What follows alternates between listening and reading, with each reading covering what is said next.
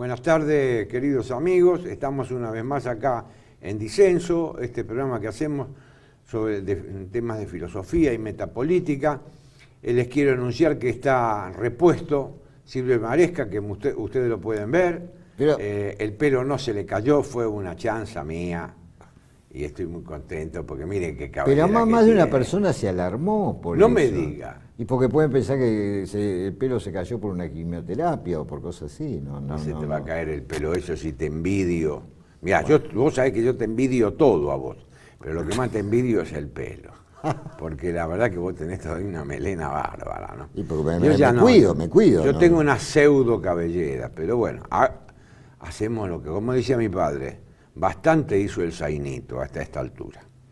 Che, Silvio, yo le propuse hablar sobre el tema del nihilismo. Si vos querés, hacemos como siempre, yo una pequeña introducción para que la gente sepa, los que nos escuchan, y después vos seguís hablando. Y okay. Hasta el final, ¿te parece? Como usted lo disponga, mi querido amigo. Yo comenzaba así: Dostoyevski en Los endemoniados escribe: si Dios no existe, todo está permitido, donde expresa el advenimiento del nihilismo. Si Dios no existe, todo está permitido, no hay límite. Pero fue otro autor ruso, Iván Turgeniev, quien en su novela Padres e Hijos de 1862 introduce el término nihilismo por primera vez, reprochándole a los jóvenes revolucionarios rusos que no respetan ni al zar ni a Dios.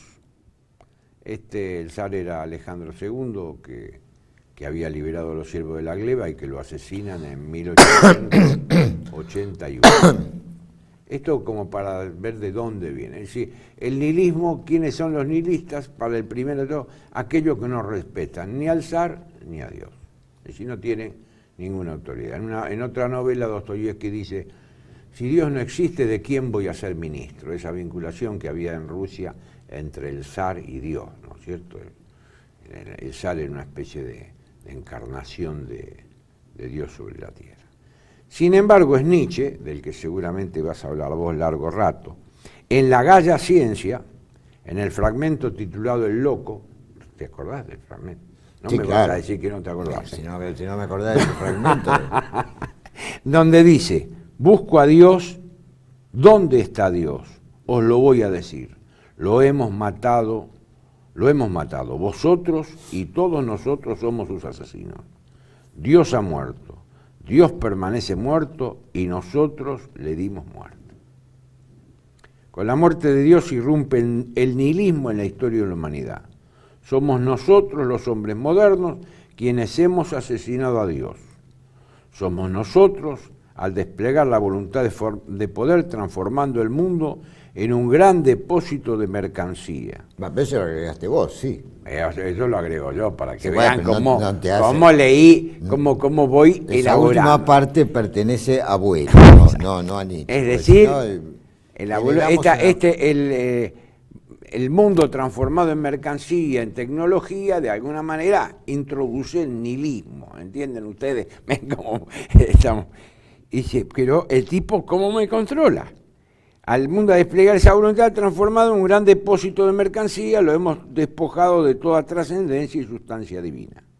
El mundo suprasensible, el mundo trascendente, ya no tiene ninguna influencia en el destino de los hombres. Es decir, Heidegger comenta a Nietzsche y lo comenta muy bien en este sentido, porque esto es uno de los motivos por el cual desaparece de alguna manera. El cristianismo pierde la fuerza de influencia, pierde la necesidad de su presencia en el mundo. Y esto es algo que en Occidente está conmovido. Bueno, yo termino en 5 minutos. Bueno, vos terminás, pero seguí. Bueno, ya está. Hice la introducción. No, pero te quiero decir, sobre lo que ya dijiste, que es muy interesante, sobre toda la parte tuya, cómo lo ensamblás, ¿no? Ya hay 1.000.000 de cosas que hablar, ya para varios programas esto, ¿no? Pero si querés continuar... Continúa con... No, porque tengo después varios puntos acá, ¿no? La filosofía occidental se inició con Platón y llegó a su fin. Si Dios, fundamento suprasensible y objetivo de todo lo real, ha muerto, este mundo suprasensible ha perdido su fuerza y su vigencia, su fuerza obligante. Muy bien. No congrega, no convence, no persuade. El mundo. Y si no, vayan a los pueblos cuando los chicos le enseñan el catecismo en la primera comunión. No persuade ni al chico, ni el cura está persuadido, ni los chicos van. No es que nosotros, incluso hasta nuestra generación, que no había pasado tanto tiempo, íbamos con cierta alegría, porque íbamos a aprender la comunión a jugando a la pelota. Entonces jugábamos a la pelota, íbamos al cine, todo esto. Ahora no es más. Es al contrario, incluso los sacerdotes, por lo menos acá en Argentina, tardan 3 años para hacer el curso para que tomen la comunión. Antes era un juego. Por supuesto que de ahí no salió ningún teólogo, no importa. Pero le abrían rápidamente la iglesia abría las puertas del cielo. Porque así se decía, aquel que no está bautizado tiene cerradas las puertas del cielo. Que está bautizado, ahí está. Después no sabemos qué hace. Pero la iglesia mismo le ha metido 3 o 4 llaves a las puertas del cielo. Entonces es un signo también, ¿no es cierto? Bueno, mira, el nihilismo es un fenómeno sumamente complejo, ¿no? Sí. Y yo creo que esto más allá de los autores, ¿no? Una de las características que tiene es que su concepto se escabulle, digamos, ¿no? Tiene múltiples significaciones, es lo primero que podríamos decir, y falta aún el Aristóteles que pudiera establecer esas distintas significaciones. Claro. Viste que Aristóteles fundamentalmente a lo que se dedica... Es un tema que no trató. No, pero no me refiero a eso, sino al hecho de que fundamentalmente su filosofía es discriminar los distintos sentidos en que algo se puede decir. Le falta un Aristóteles, digamos, ¿no? Por eso lo toma la filosofía analítica a su manera, etcétera, ¿no? Ahora, en el caso de Nietzsche, que fue... Bueno, vos hiciste una muy buena historia. Nietzsche yo creo que toma el concepto de nihilismo de Dostoyevsky. Creo que lo toma de ahí. Sí, ¿no? Yo también es muy interesante respecto del fenómeno ruso las reflexiones que hace Camus en El hombre rebelde, digamos, ¿no? Donde Camus tiene cierto respeto por los nihilistas, ¿no? Por el movimiento nihilista ruso, por el hecho de que los tipos cometían un asesinato, pero después se entregaban, digamos, ¿no? Es como que experimentaban, no sé si tanto culpa, pero se hacían responsables de sus actos, digamos, ¿no? Sí. Él contrasta esto con el bolchevismo, claro, que no se hace responsable de sus actos. En cambio, estos, claro. ¿Cómo se llamaban? Norodos, ¿cómo se era ruso? Bueno, los populares, Norodosky, una cosa así. Bueno, ahora, en el caso de Nietzsche, ya en Nietzsche hay múltiples significaciones. En primer lugar, la significación fundamental del nihilismo en Nietzsche es lo que adviene luego de la muerte de Dios, digamos, ¿no? Que él anuncia ese gran acontecimiento, ¿no? Que los hombres aún no ven. Eso está en el fragmento que vos leíste en parte, ¿no? Sí. O sea que una primera significación sería la devaluación de todos los más altos valores que rigieron la vida de Occidente desde la imposición del cristianismo hasta el siglo XIX, digamos, ¿no? Porque Nietzsche en Dios y en la muerte de Dios concentra la totalidad de los más altos valores que rigieron la cultura occidental. Desde Platón con modificaciones, digamos, ¿no? Sí. Sobre todo, sí, desde Platón, sí, pero sobre todo desde el cristianismo, ¿no? Sí, pero él a Platón lo pone como el tipo que tiene... Como una especie de precristiano. Claro, o sea, por eso se llama la ontoteología, ¿no? Bueno, por eso Nietzsche dice que el cristianismo en realidad es un platonismo para el pueblo. Claro. Digamos, ¿no? Platonismo vulgarizado, digamos. Bueno, eso no es bueno, así. los filósofos cristianos decían que Platón era un protocristiano. Claro, un protocristiano. Agustín dice eso de Platón. También ¿no? así lo considera Filón de Alejandría para el judaísmo. Y bueno, ¿no?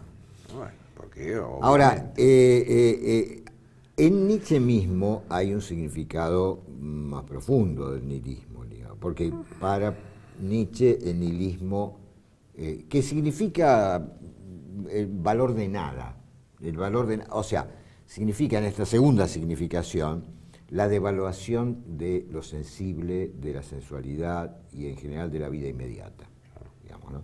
Y en ese sentido el nihilismo empieza con Platón para él.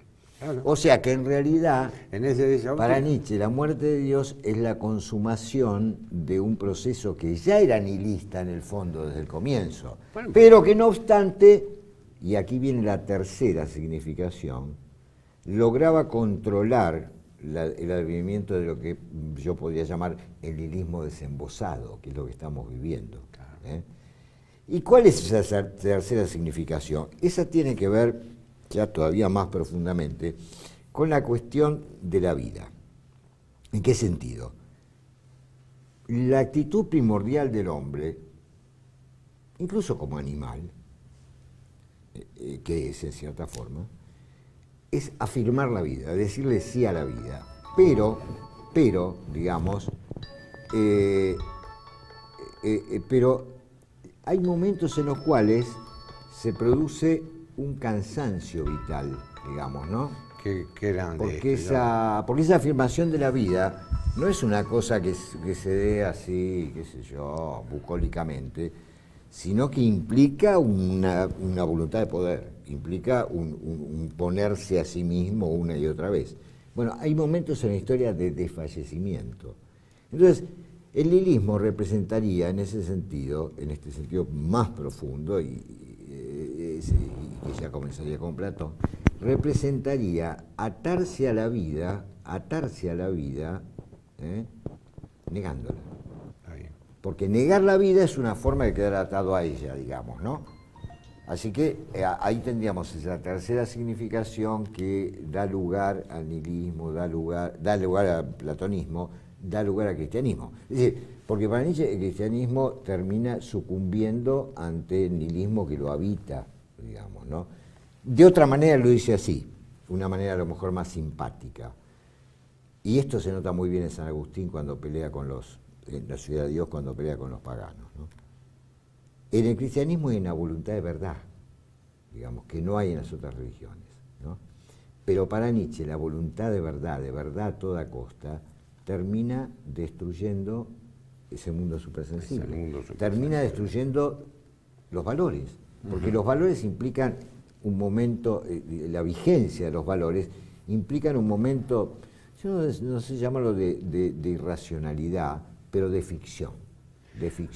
Bueno, pero... Ahora hay que ver si se puede vivir, digamos, que también él lo sostiene por otro lado. ¿Se puede vivir sin ficciones? Imposible. En ese libro apócrifo llamado A mi hermana y yo, qué sé yo, hay una frase muy linda que no la dijo aparentemente Nietzsche, pero es interesante. Sí, sí.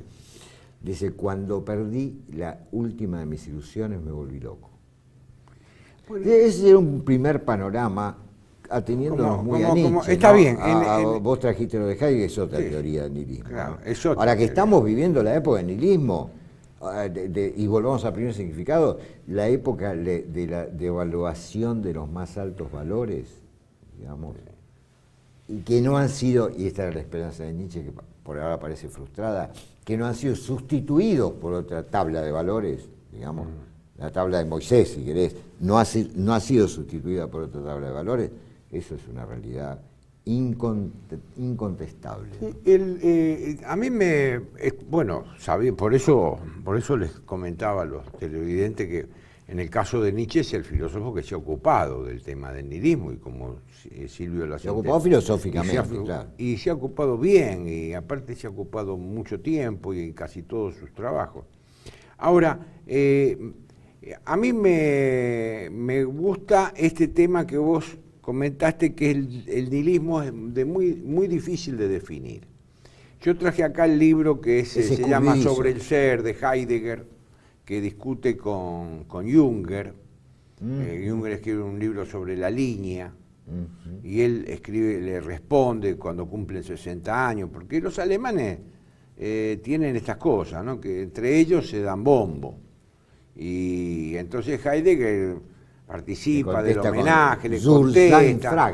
Y después hay autores, hay tipos que estudian a Heidegger y Junger y estudian todas las cosas que hicieron, si se conocieron, si no se conocieron. Casualmente en este libro Heidegger dice, ¿se acuerda cuando estuvimos paseando por el bosque? Como yo no estaba muy claro todavía en el tema y no le pude preguntar, pero bueno, ven, no tiene la rencilla que tenemos nosotros en la filosofía argentina, que nadie cita a nadie, salvo yo, que cito a todos. Pero es un problema aparte. Es verdad eso. Esto es una realidad. Vos viste que acá Solo se citan autores extranjeros. se citan autores extranjeros. Y los para peor solo los de moda. Claro, los de moda, porque no van a citar... Foucault, Deleuze... No van a citar... Más allá de los méritos. Sí, no, yo no pone... Pero citan autores de moda porque nosotros somos un espejo opaco que imita y encima imita mal. Pero volviendo al tema del nihilismo, me parece interesante lo que vos acabás de afirmar. Mirá, Heidegger dice, con respecto a la esencia del nihilismo, no existe ni perspectiva, ni razonable pretensión de curación. ¿Estamos? Es decir, no tenemos... En otra parte, por ahí dice, ahora se me fue porque ya... La esencia del nihilismo no es curable, ni incurable. Es lo que es lo que carece de curación. Y es, no obstante, como tal, una impar llamada de salvación. Es decir, claro, decime una cosa, así que no es curable, no es incurable. Pero aparte es una llamada. ¿Por qué? Yo tengo mi tesis, otra tesis. ¿Cuál es? El nihilista hoy contemporáneo podríamos resumir así, para aquellos que no son filósofos, es aquel que el mundo no lo convence. El mundo no lo encanta como nos tendría que encantar a todos. Y aparte, no tiene ninguna respuesta para mejorar ese mundo. Tampoco le gustan las respuestas que dan para mejorar. Eso es lo que diríamos un Contreras. Es decir, el hombre nihilista es aquel que dice, todo esto está mal, el mundo está mal, y las respuestas que dan también están mal. Entonces, quedás en una especie de vacío. Y esto, fíjate que yo lo hacía a mi manera, dice Heidegger mismo, ya que estamos hablando de Nietzsche, Heidegger, Nietzsche, dice, la respuesta, el nihilismo es perfecto cuando ha apresado todas las consistencias y se encuentra presente en todas partes, cuando nada puede suponerse como excepción, en la medida en que se ha convertido en el estado normal. Claro. Cuando estoy en el estado normal, ¿cuánto pasa? Yo conozco... Tiene un carácter planetario nihilismo. Aparte de un carácter... Hoy... Un carácter planetario. Lo que se llama la globalización... A ver... No es más que la extensión omnímoda del nihilismo. Ahora, bueno, vamos a empezar por acá, o seguir por acá. Bueno, ¿no? seguir por donde quiera. Hay la discusión con Junger. Junger cree que estamos ya por superar el nihilismo. Estamos por superar porque dice por Junger... Eso estamos en la línea. Por eso dice Junger, vamos a entrar en la época, dice en otros libros, no en este. Dice, vamos a entrar en la época de los titanes. Bueno, por eso terminó. Junger cree que estamos por ahí, digamos, que estamos ahí en la línea. Sí. Por eso se puede superar, ¿no? Y le pide una definición a Heidegger. Sobre la línea estamos en el tránsito de una época a otra, de un eón planteando a otro. Siempre la Überwindung, ¿no? Claro. O sea, la superación. Y Heidegger primero que Heidegger contesta espesando esa línea, ¿no? Le muestra que esa línea es un territorio... Él no está sobre la línea, sino un territorio vasto, en la línea. Es un territorio vasto a recorrer. Y después habla de la Verwindung. Claro. O sea, de que lo que podemos hacer, digamos, es tratar de curarnos del nihilismo, a pesar de que dice... Pero, digamos... Porque él pone el ejemplo del... Eso de la Verwindung es un poco la cuestión de la, digamos, de la convalescencia, ¿no es cierto? ¿Ves que dice? Podemos convalecer de la metafísica, ¿no? Sí, porque él pone, porque Junger le dice, en fin, una buena definición de nihilismo sería comparable al descubrimiento del agente del cáncer. No significaría la curación, pero sí el precedente de ella, siempre en la medida en que los hombres participan de esto. Claro. Entonces, ¿me entiendes? Ahora, Heidegger es mucho más cauto. Ahora, la teoría de Heidegger sobre el nihilismo es distinta a la de Nietzsche, ¿no? La teoría de Heidegger sobre el nihilismo consiste en que estaríamos viviendo la exacerbación de la metafísica de la subjetividad inaugurada por Descartes, digamos, ¿no? Sí, acá lo dice. Y finalmente lo sepulta Nietzsche dentro porque de eso. Nietzsche es la culminación. Lo sepulta. Porque Heidegger sostiene que Nietzsche es la culminación de la metafísica de la subjetividad. Así es. Que nace con Descartes, con el ego Así cógnito, es. sigue con Así Kant, es. con la conciencia Así es. cognoscente, y termina con Pasa Hegel, por Hegel, claro. pasa con Hegel, con el tema Y de la Nietzsche. autoconciencia, y Nietzsche la sepulta con la voluntad de poder. Así ¿Qué es la voluntad de poder? Porque para Heidegger el nihilismo consiste en la voluntad de voluntad, que sería la voluntad de poder. Exacto. Y esa voluntad de voluntad implica el mayor desarraigo, digamos. Es posible. el mayor desarraigo. Y se objetiva en la esencia de la técnica, Claro. lo que se llama la esencia de la técnica, como destino último por ahora Claro. del ser.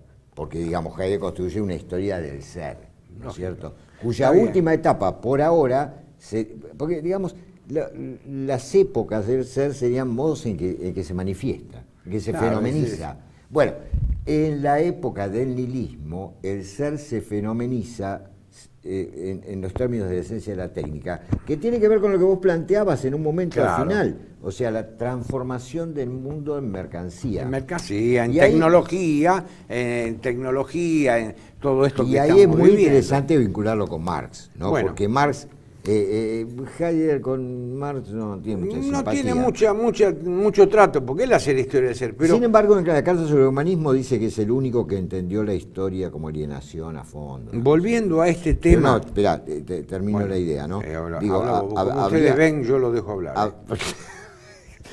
Habría que incluir acá a Marx, pero leído desde otro lugar, digamos, no desde la economía política, que tampoco el libro El Capital, del subtítulo, es crítica a la economía política, no es un libro de economía política.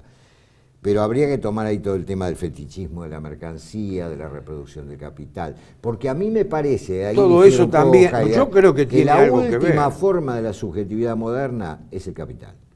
Bueno, Es el capital. está bien. Esto es La una- última figura. No, esto sería una interpretación que sería post-marxista.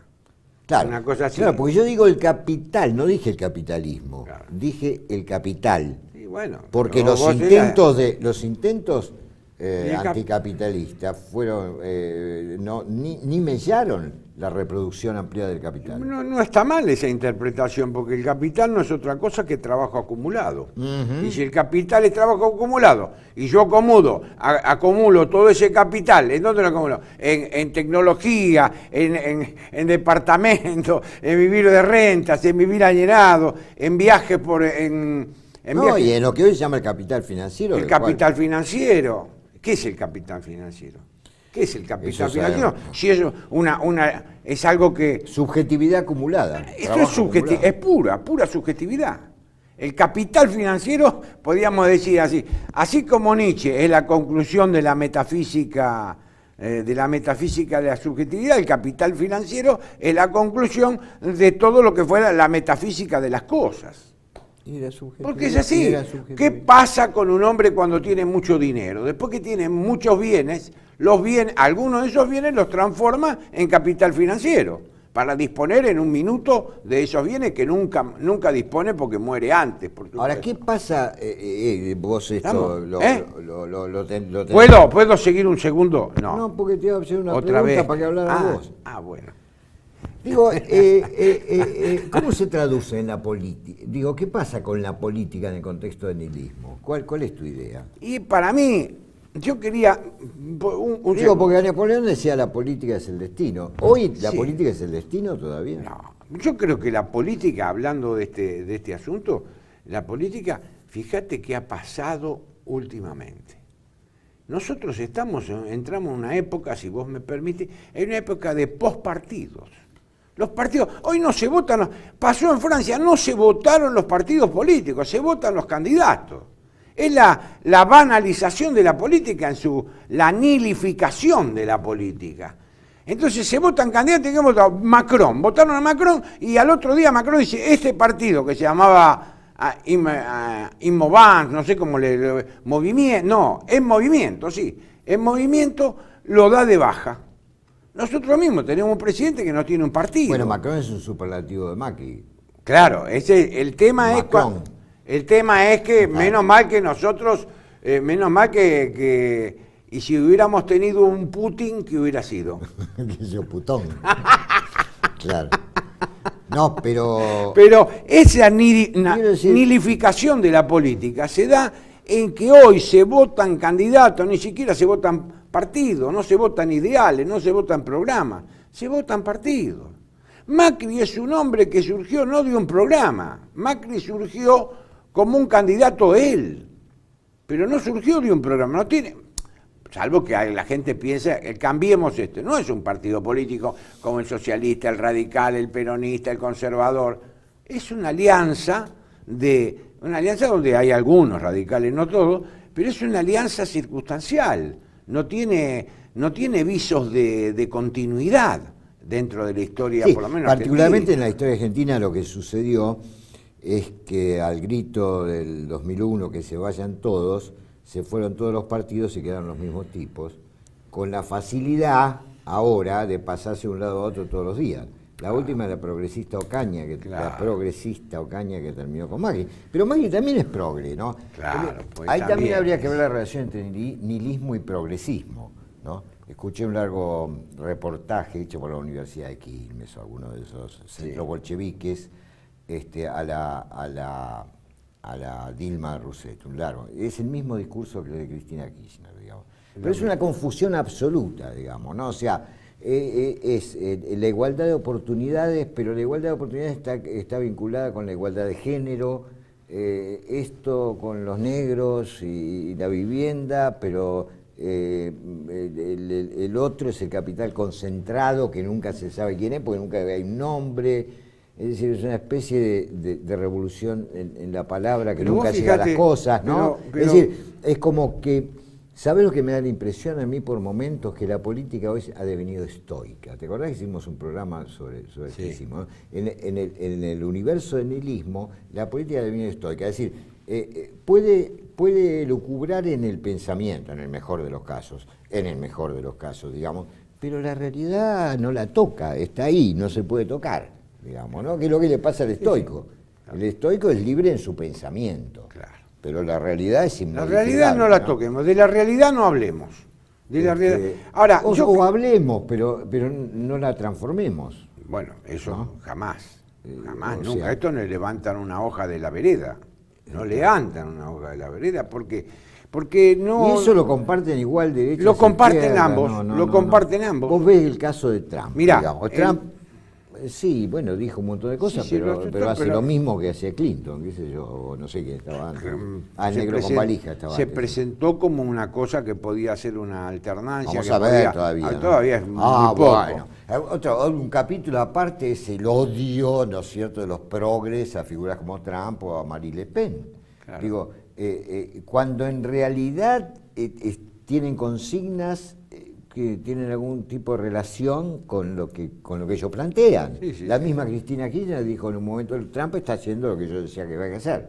Sí, Pero después se vuelven locos porque estos personajes no son políticamente Bueno, correctos. porque Digamos, ¿no? este tema, yo digo, O sea que hablando muy- del nihilismo, ¿querés una manifestación más clara del nihilismo, de lo que es el pensamiento único? El pensamiento único, que es o políticamente correcto, Políticamente. es un pensamiento que no es un pensamiento, es una reiteración de categorías en forma permanente por lo que son los filósofos contemporáneos, no somos nosotros. Los No, los filósofos- periodistas. los Los periodistas. filósofos contemporáneos son los periodistas. Perfecto. Ya no hay más noticias. Analfabetos locuaces. Ya no hay más noticias. Nada más, nada. Opinión, Son los opinión, periodistas. opinión. Pero no hay más fue- noticias. ¿No?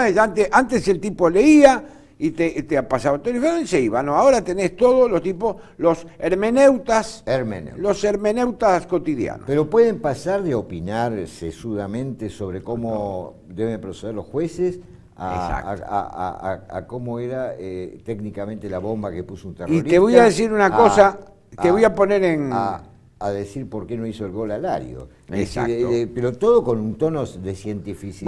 ¿Vos no eras de Boca? Que nombrás a Lario? no, No, jamás. vos no sos Yo de soy de Boca. Atlanta, empecemos por ahí. De Pero Atlanta, mi bueno. segundo equipo es Señores, River. Pero- atención porque está denotando ciertas tendencias. Es de Igual, Atlanta. ¿qué vamos a hacer? Pero bueno, la vida es dura. Pero mi segundo equipo es River. Ah, sí. Ah, bueno, Sí. ya tenés un segundo equipo, esto está salvado.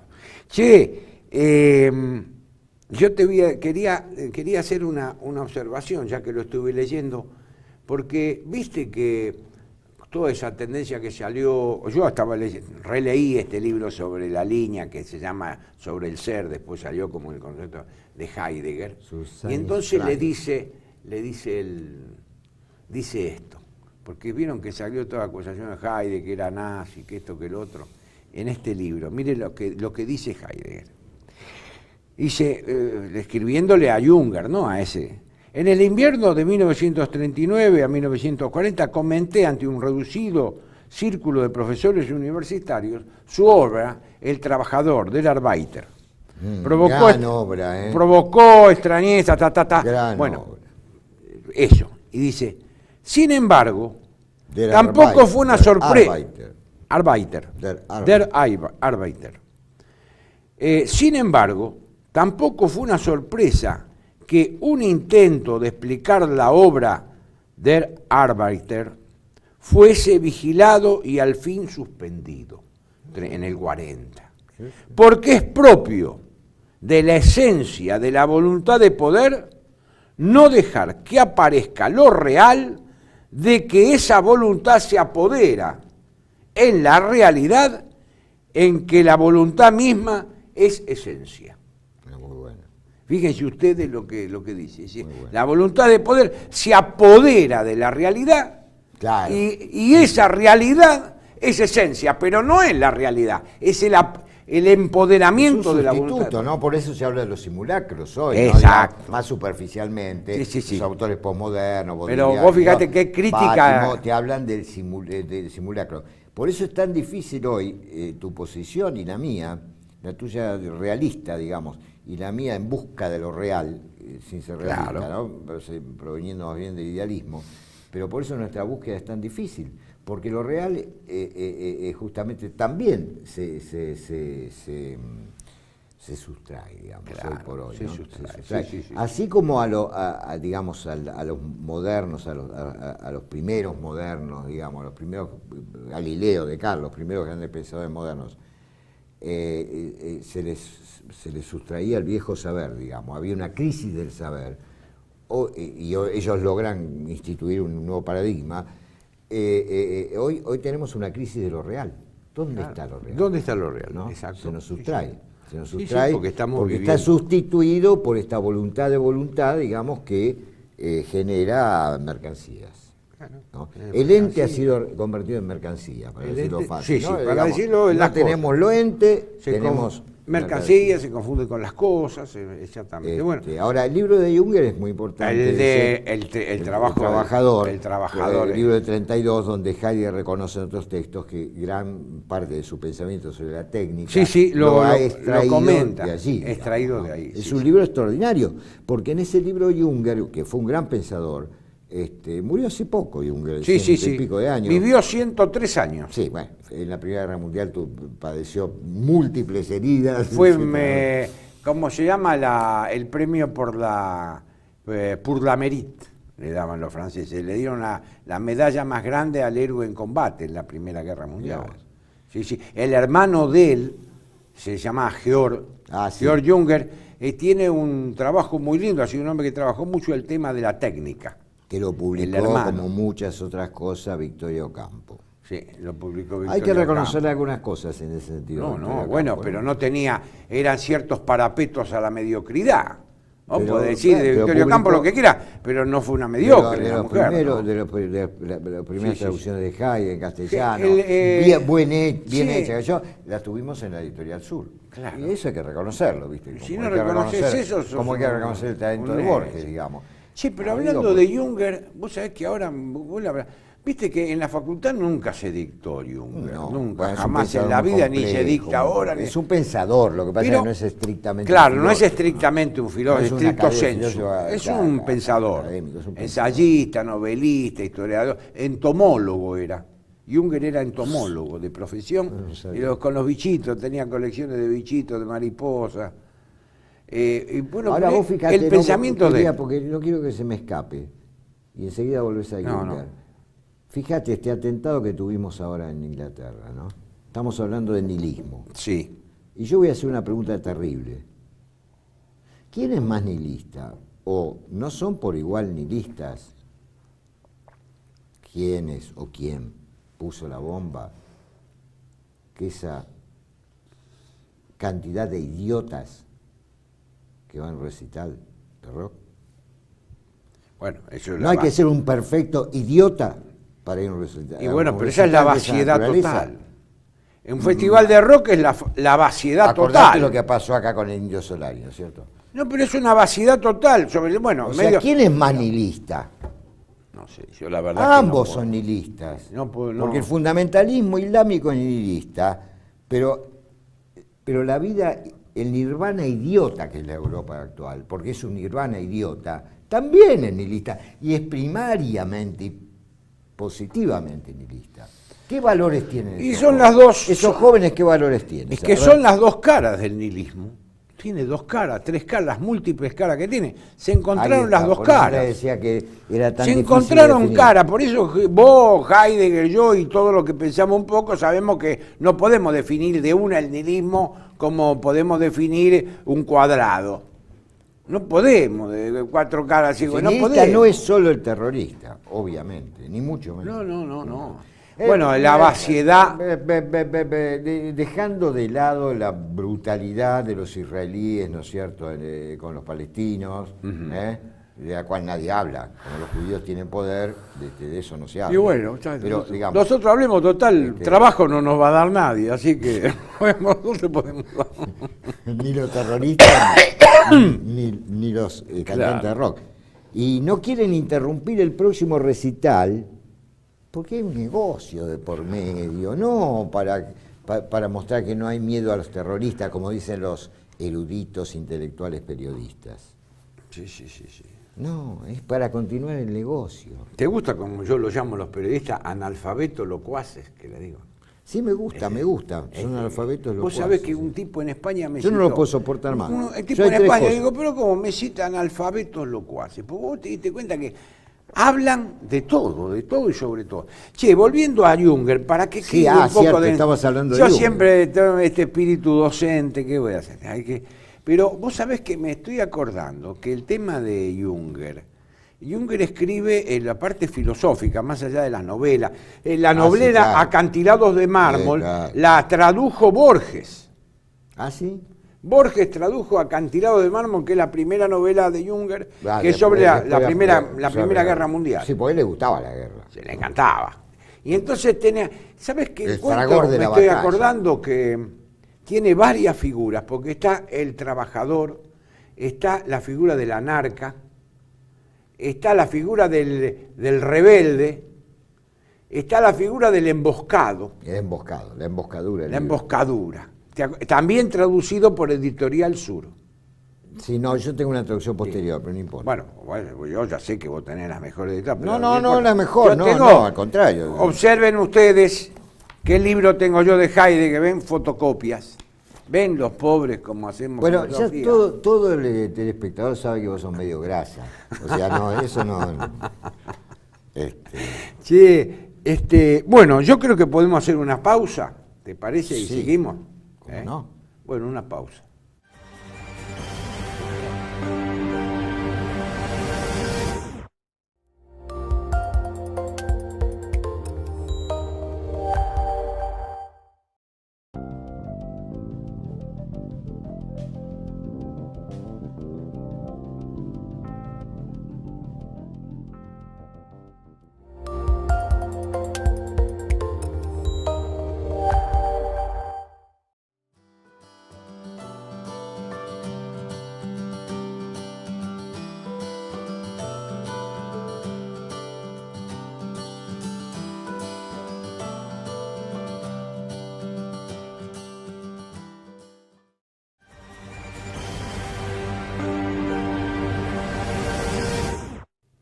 Estimados amigos, nosotros habíamos dicho que seguíamos, pero en realidad hemos hablado 40 minutos acá con Silvio sobre el tema del nihilismo. Y entonces se nos ha ido todo el tiempo en una primera parte muy larga, así que Nos veremos en la próxima vez, trataremos algunos de estos temas. Ustedes pueden consultar por internet cuando les llega o escribir en el mismo video abajo si quieren que tratemos algún otro tema y aceptamos sugerencias, ¿no es cierto, Silvio? Pero por supuesto, además hemos llegado en algunos programas a tener 7.000 visitas. No me 8.000. diga. No tenemos 200.000 como el gran pensador José Pablo Feynman. Claro. Como tenía en otra época, ahora que no estamos No en la creo tele, que ahora el chancho chifle. Creo que no creo que sea para tanto, ¿no? Pero hemos llegado a tener 7.000 visitas y de comentarios. Eso, yo les quiero agradecer los comentarios a quienes ven nuestro programa, porque en general no son comentarios ridículos, estúpidos o agresivos, que es mucho peor, sino que son realmente una interlocución filosófica, que muchas veces no podemos contestar o que llamamos bueno, yo no estoy muy práctico tampoco pero, con internet. Yo contesto los que me escriben al correo electrónico y después estos programas, si ponen ahí, yo trato de contestar. Vos tratás de contestar también abajo. No, si no, querés. yo no contesto. No contestás. Yo no contesto, pero te digo que los leo y he encontrado cosas muy interesantes. Bueno, entonces será hasta la próxima. Así es. Hasta luego.